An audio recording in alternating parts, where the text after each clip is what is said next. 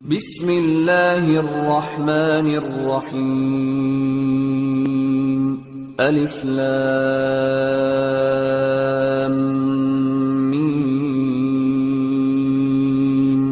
ذلك الكتاب لا ريب فيه هدى للمتقين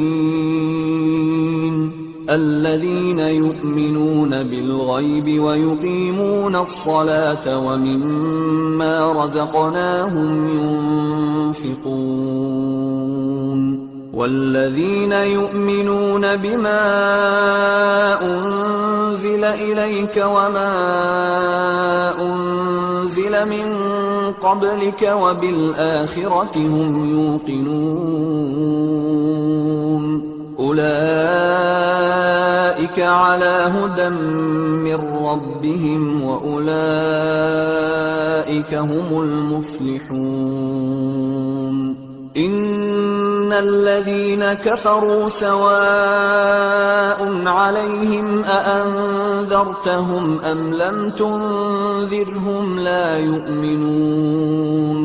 ختم الله على قلوبهم وعلى سمعهم وعلى أبصارهم غشاوة ولهم عذاب عظيم ومن الناس من يقول آمنا بالله وباليوم الآخر وما هم بمؤمنين يخادعون الله والذين آمنوا وما يخدعون إلا أنفسهم وما يشعرون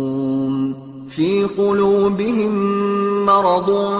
فزادهم الله مرضا ولهم عذاب أليم بما كانوا يكذبون